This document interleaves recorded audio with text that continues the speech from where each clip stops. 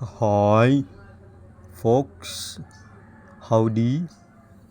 Hopefully, everything is going well for you all who watch this. I'm gonna share my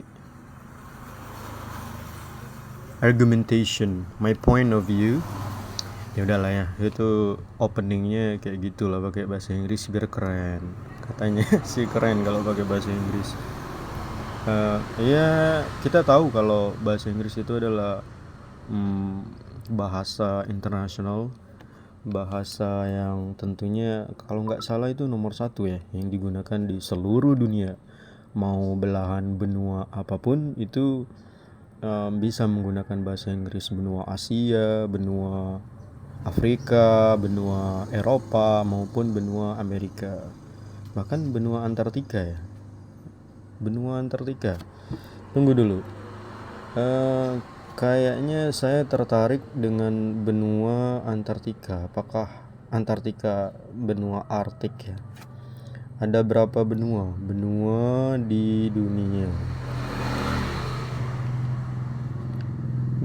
Bumi terbagi menjadi kawasan daratan dan perairan. Wilayah daratan itu dikelompokkan lagi menjadi 7 benua. Oh begitu. Jadi ada benua Asia, Afrika, Amerika Utara, Amerika Selatan, Antartika, Eropa, serta Australia. Kayak gitu ya. Ngomongin benua. Tapi tunggu dulu. Oke. Saya mau bahas tentang review ya, mau mereview debat calon presiden tadi malam. Kebetulan tadi malam diselenggarakan debat calon presiden 2024 yang diadakan oleh KPU dan beserta lembaga-lembaga lain ya. Tentunya ada TNI Polri, ada Bawaslu, macam-macam lah ya. Stakeholder yang terkait dengan penyelenggaraan debat calon presiden tahun 2024 ronde kelima atau debat terakhir ya, sebelum pemilu dilaksanakan pada tanggal 14 Februari.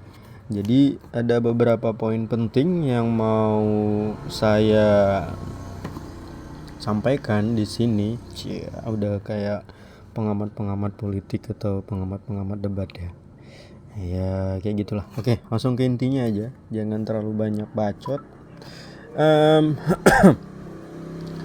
Tentunya dengan berbagai koridor aturan yang dipagarkan oleh KPU dalam debat itu ada paslon 1, paslon 2, paslon 3, yaitu capres pertama nomor urut pertama itu ada Anies Baswedan, kemudian yang kedua ada Prabowo Subianto, yang ketiga ada Ganjar Pranowo. Nah, sebentar ya, gue mesti ada referensi untuk mendukung argumentasi gue terkait review debat tadi malam ya. Mana debat capres?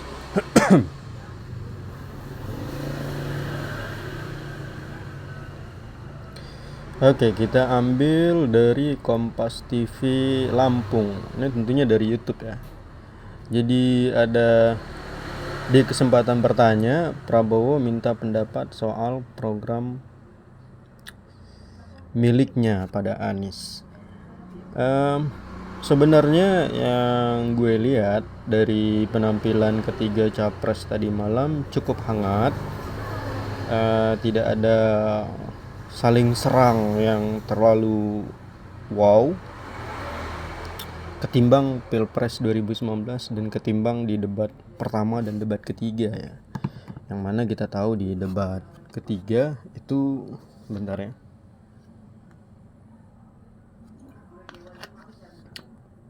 Debat ketiga itu capres nomor urut 2 diserang habis-habisan sama nomor urut 1 dan 3.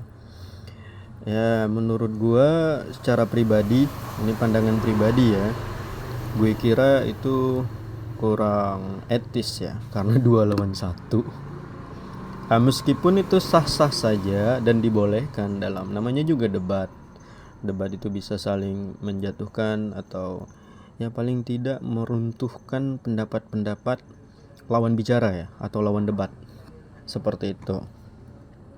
yang itu ya, eh, maksud gue yang itu ngasih nilai ya, karena kebetulan Pak Prabowo Subianto, beliau capres nomor urut 2 itu apa namanya juga menjabat sebagai Menteri Pertahanan, masih petahana ya, sebagai petahana Menteri Pertahanan. Dan yang dibahas itu debat capres yang ketiga kalau nggak salah itu tentang hukum dan pertahanan.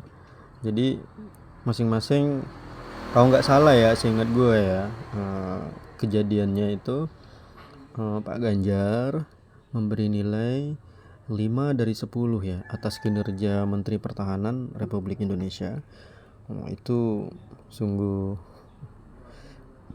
serangan yang luar biasa, karena 5 dari 10 bisa kita katakan tidak lulus KKM ya, kalau kita merujuk ke sistem pendidikan.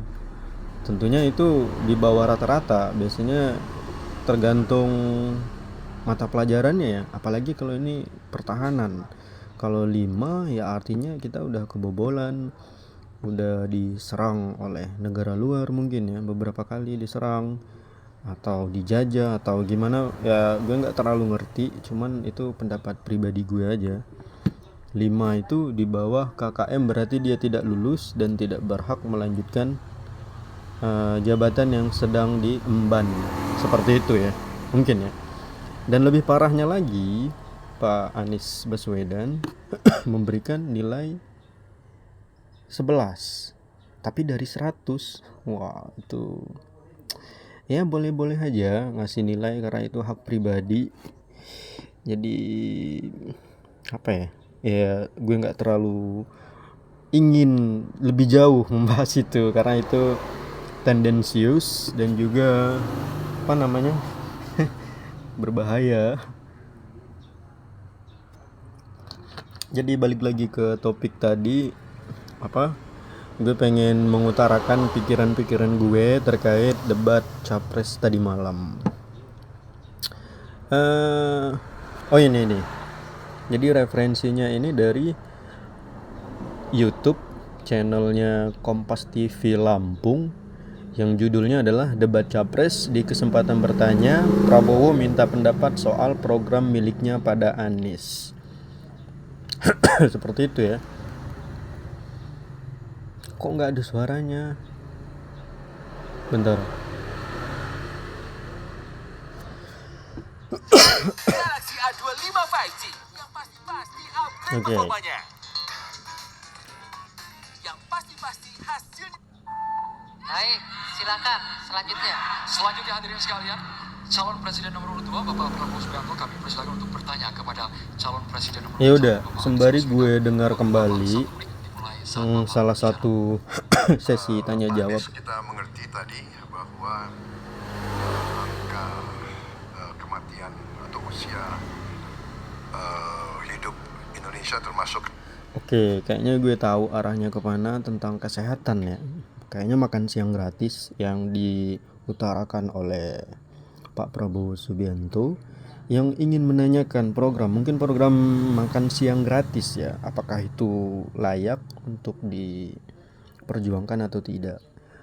Kemudian gue nggak tahu jawaban Pak Anies gimana, tapi ini kembali lagi, gue nggak pengen terlalu pusing dengerin tapi seru sih. Ya udah, kita dengerin aja. Memprihatinkan. Dan ini masalahnya adalah karena kekurangan dokter. Oh, kekurangan dokter. Oke. Sorry, bukan makan. Gagasan saya untuk secara besar-besaran 10.000 anak-anak kita ke luar negeri dengan beasiswa penuh untuk belajar kedokteran dan sains teknologi. Oke, sampai situ aja. Gue dapat beberapa kalimat penting. Ini gue suka dari Pak Prabowo, beliau itu langsung to the point. Nggak suka yang satset. Nggak suka yang apa sih namanya, keliling-keliling dulu, belibet, apa namanya ya, basa-basi ya. Beliau nggak suka basa-basi, langsung to the point.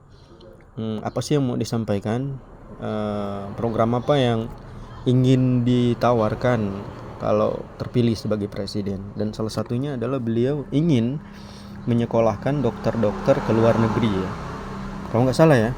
Jadi beliau sampaikan Indonesia masih kekurangan banyak dokter, dan itu salah satu penyebab kematian ibu hamil atau ibu yang akan melahirkan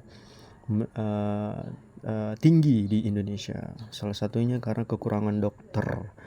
Jadi beliau pengen menyekolahkan, buat sekolah kalau nggak salah ya, sekolah-sekolah, bangun sekolah-sekolah, meningkatkan fasilitas pendidikan. Gue kira itu ya, seperti itu. Dan gue pribadi sangat setuju ya, harus ditingkatkan, harus dibicarakan memang, supaya nanti kita bakal mengontrol apakah akan terrealisasikan. Meskipun Pak Prabowo bilang beliau sudah merintis, sudah dimulai ya. Apa yang beliau sampaikan itu udah beliau mulai, kayak di universitas pertahanan, terus apalagi ya, sekolah-sekolah lain lah. Intinya itu ya, gue setuju. Ada beberapa alasan yang tentunya di beberapa menit yang lalu udah gue sampaikan alasan-alasannya, dan tambahan alasannya adalah pendidikan itu adalah jendela dunia. Jadi segala sesuatu itu induknya pendidikan. Agar kita bisa bersaing dengan negara-negara luar, negara-negara asing, contoh negara tetangga Malaysia. Ya, intinya kita dari pendidikan, sumber daya manusianya ya, SDM-nya. Dan itu memang ditekankan di hampir semua negara di dunia ya, baik itu di Amerika Serikat, di Finlandia ya, salah satu sistem pendidikan terbaik di dunia, Finlandia, nomor 1 kalau nggak salah ya, cuman gue lupa, seharusnya udah update terbaru ya, negara mana yang memiliki kualitas sistem pendidikan terbaik di dunia. Tapi yang gue ingat, Finlandia itu pernah menjadi nomor 1 terbaik sistem pendidikan di dunia. Bahkan banyak sekali sekolah-sekolah swasta di Indonesia yang menganut atau merujuk kurikulum pendidikannya itu ke Finlandia, negara Finlandia, seperti itu. Ya, jadi gue setuju banget. Pendidikan itu adalah dasar ya, pondasi utama untuk membuka bidang-bidang lainnya. Oke. Karena udah 13 menit dan gue masih ngoceh aja. Katanya sih gini ya, kalau mau videonya itu banyak ditonton, jangan terlalu banyak mengutarakan teori-teori, tapi harus diselipkan dengan komedi. Tapi masalahnya gue nggak tahu mau komedi kayak gimana supaya menarik ya, menarik didengarkan, menarik ditonton. Ya udahlah, mengalir aja lah komedi, belajar komedi kayak komika yang terkenal ya. Banyak sekali sih sebenarnya, kayak Raditya Dika. Beliau itu salah satu panutan dalam menyampaikan bertutur kata, juga penulis buku banyak sekali ya, udah nulis buku, kemudian produksi film. Ya, gue hormat lah kalau misalkan suatu ketika ini didengarkan oleh Bang Raditya Dika. Gue pengen bilang tetap berkarya ya, meskipun mau gue bilang tetap berkarya atau mau gue berkata yang gimana pun nggak ngaruh sih sama beliau tuh udah top of the top ya. Seperti itu. Ini ngarung ngidul ngomongnya. Oke, fokus, harus ada konsep. konsepnya masih debat capres tadi malam. Balik lagi ke debat capres tadi malam, gue ingin menyoroti closing statements dari ketiga paslon ya. Yang pertama Pak Anies Baswedan, nomor urut 2 itu ada Prabowo Subianto, dan yang ketiga ada Ganjar Pranowo. Yang gue ingat itu yang dari Pak Prabowo Subianto terlebih dahulu ya. Purnawirawan Letnan Jenderal bintang 3 bos. Prabowo Subianto, kemudian riwayatnya Menteri Pertahanan, keren sih, dan Ketua Umum Partai Gerindra. Bentar ya minum.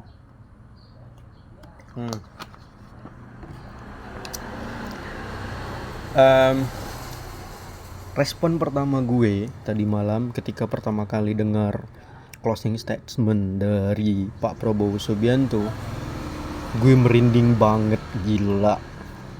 Bener, ini pandangan pribadi ya, point of view ya. Gue sangat senang, bangga, dan terharu ya. Merinding ya, campur aduk, tapi rasa bangga, terharu karena kalimat demi kalimat yang disampaikan Pak Prabowo Subianto itu sangat menyentuh kerelung hati terdalam. Beliau minta maaf kalau ada kata-kata yang kurang berkenan, dan juga beliau akan memimpin menjadi pemimpin terbaik ya, presiden yang memimpin tidak hanya untuk orang-orang yang mendukung beliau, tapi juga untuk orang-orang yang tidak mendukung tidak mendukung beliau atau tidak percaya beliau. Itu kayak kalau gue bukan laki-laki, gue perempuan, mungkin gue udah nangis terharu ya. Berhubung gue laki-laki, jadi ya pantang untuk meneteskan air mata. Terakhir meneteskan air mata itu hanya boleh ketika lahir ya. Oke.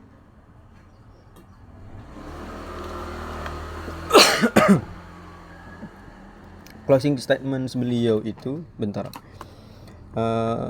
gue lihat di Instagram beliau ya, itu sangat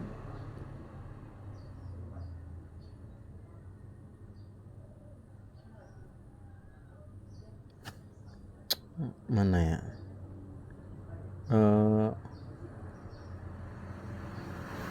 oke, ini dia, udah 18 menit, wah gila. Oke, ini dia, gue mau sampaikan ini aja ya. Oke, ini tulisan Instagram dari Pak Prabowo Subianto setelah debat calon presiden selesai ya. Beliau posting dengan tulisannya seperti ini: saudara-saudara sebangsa dan setanah air, kita baru saja beberapa bulan ini melaksanakan kampanye dengan penuh semangat. Kadang-kadang dengan kata-kata yang keras, tapi itikat baik. Saya kira 3 paslon ingin yang terbaik untuk Indonesia. Waduh, intonasi saya ya. Bukan intonasi, cara baca juga. Oke, seharusnya ada jeda.